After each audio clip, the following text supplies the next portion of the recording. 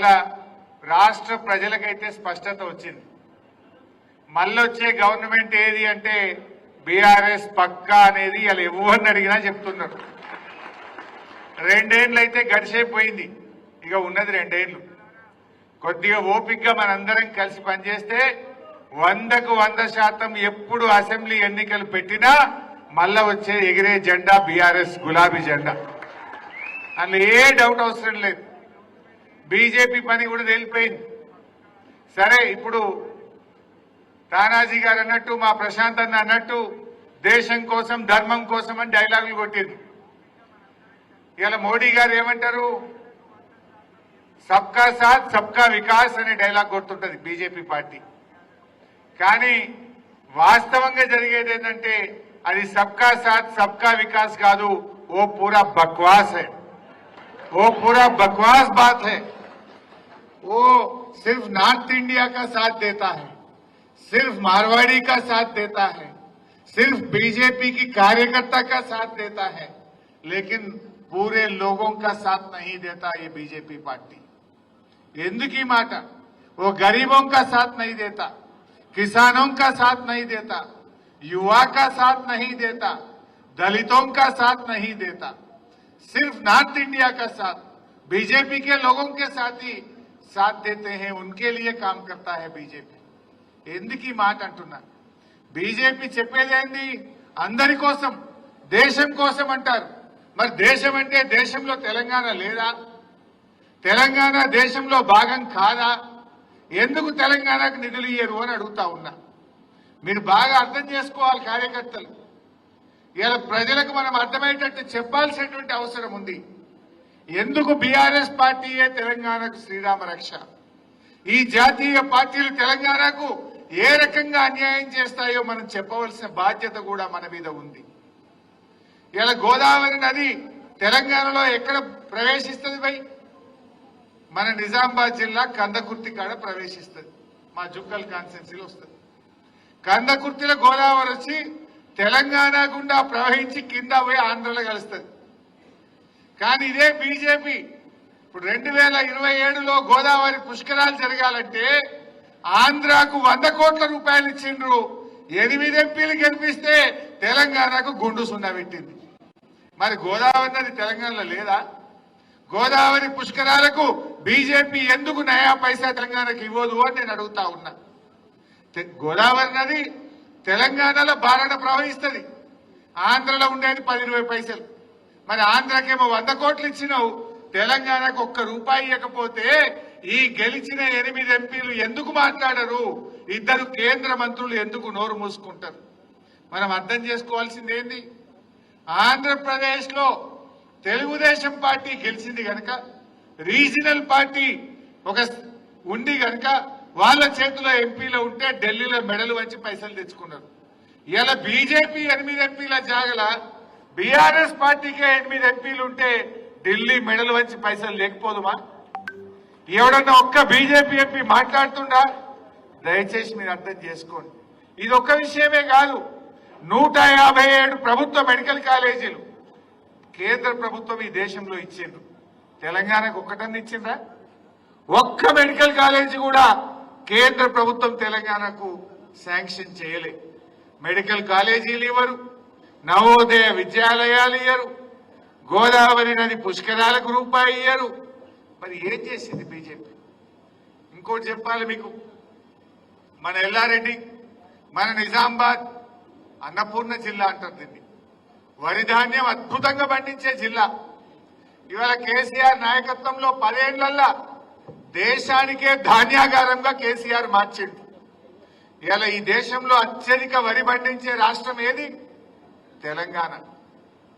ఇవాళ ఒకప్పుడేమో మనం బియ్యం తెచ్చుకుందాం పక్క రాష్ట్రాలకి, ఇప్పుడు సగం దేశానికి అన్నం తినిపిస్తుంది తెలంగాణ, సగం దేశానికి అన్నం పెడుతుంది తెలంగాణ.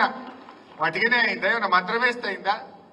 24 గంటల కరెంట్ ఇచ్చిండు కేసీఆర్, రైతు బంధు పథకం తెచ్చిండు కేసీఆర్, మిషన్ కాకతీయలో చెరువులు బాగా చేసిండు కేసీఆర్, ఇవాళ ప్రాజెక్టులు కట్టిండు కేసీఆర్, పెండింగ్ ప్రాజెక్టులు పూర్తి చేసిండు కేసీఆర్, పండిన పంటను ప్రతి గింజ కొన్నది కేసీఆర్ ప్రభుత్వం.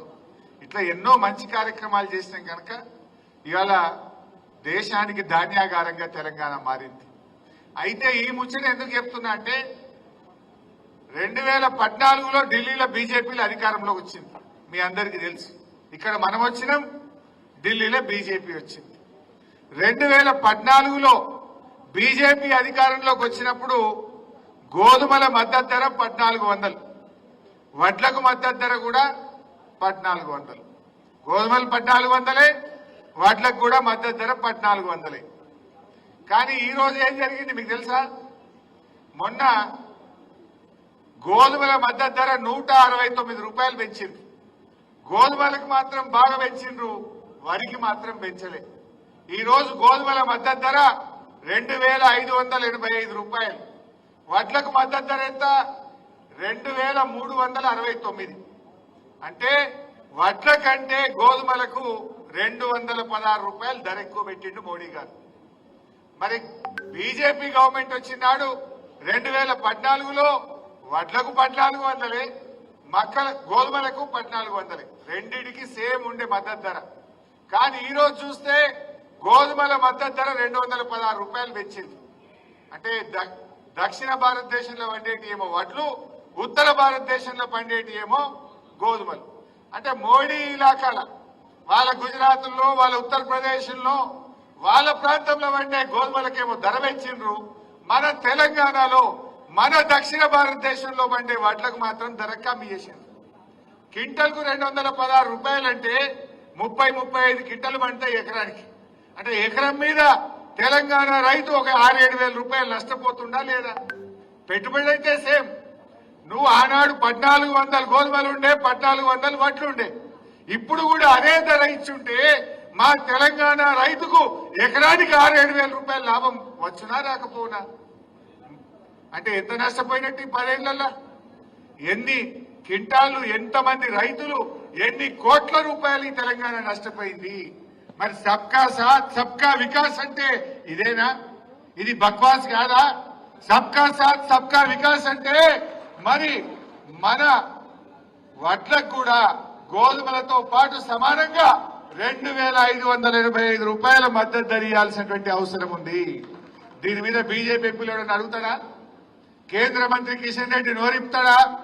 బండి సంజయ్ మాట్లాడతాడా? ఒక్కరు కూడా మాట్లాడరు. వీళ్ళకి వాళ్ళని చూస్తేనే భయం పట్టుకుంటుంది. మరి అదే బీఆర్ఎస్ ఎంపీలు ఉండుంటే నువ్వు ఏదైనా గోధుమలకు బాగా పెంచినావు, మా వడ్లకు ఎందుకు ఇవ్వని ఇలా గట్టిగా అడిగే సత్తా ఒక బీఆర్ఎస్ పార్టీకి మాత్రమే ఉంటది అనేటువంటి విషయం నేను మీకు మనవి చేస్తా ఉన్నా. ఇవన్నీ మనం గమనించాలి. ఇలా మన బడ్జెట్ పెట్టిండ్రు, కేంద్ర బడ్జెట్ పెట్టిండ్రు. కేంద్ర బడ్జెట్ లో ఆంధ్రప్రదేశ్ కి ఏమో స్పెషల్ ప్యాకేజీలు ఇచ్చిండ్రు. తెలంగాణకి ఏమైనా ఇచ్చిండ్రా?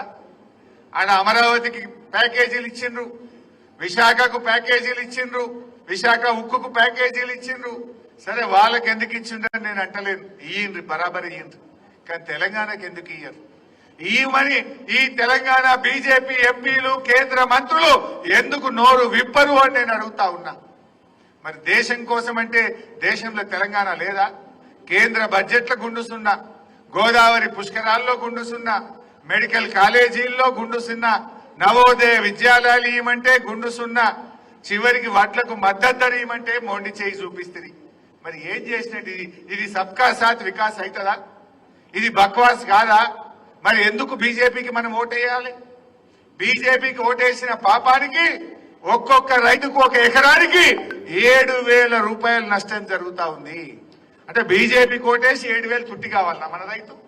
మనం ఓటేసేందుకు 7,000 నష్టపోవడెందుకు? బీజేపీని కళ్ళు తెరిపియాలంటే మా తెలంగాణలో పండేదే వరి. మా తెలంగాణలో 80% వరే పండుతుంది, మిగతాదంతా కూడా తక్కువ ఉంటుంది మనకు. మరి ఆ వడ్లల్లో ఇవాళ అన్యాయం అయితలేదా?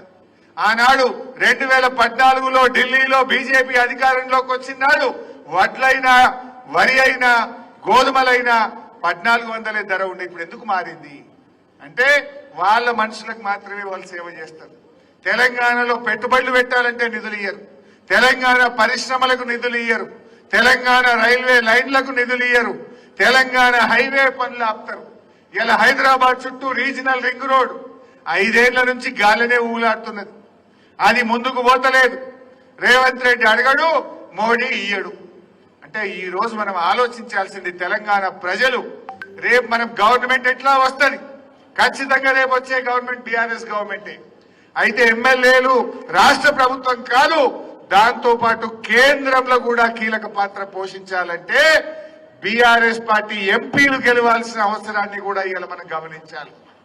ఎంపీలు ఉన్నాయి కనుకనే ఒక రీజనల్ పార్టీ ఆంధ్రప్రదేశ్ లో బలంగా ఉంది కనుకనే ఇలా ఆంధ్రప్రదేశ్ కు నిధులు వస్తున్నాయి. రేపు తెలంగాణకు నిధులు రావాలంటే, మన హక్కులు మనం పొందాలంటే, మన వాటా మనకు దక్కాలంటే ఇలా రాష్ట్ర ప్రభుత్వమే కాదు ఎంపీలుగా కూడా బీఆర్ఎస్ నాయకులే గెలవాల్సినటువంటి అవసరం ఉంది.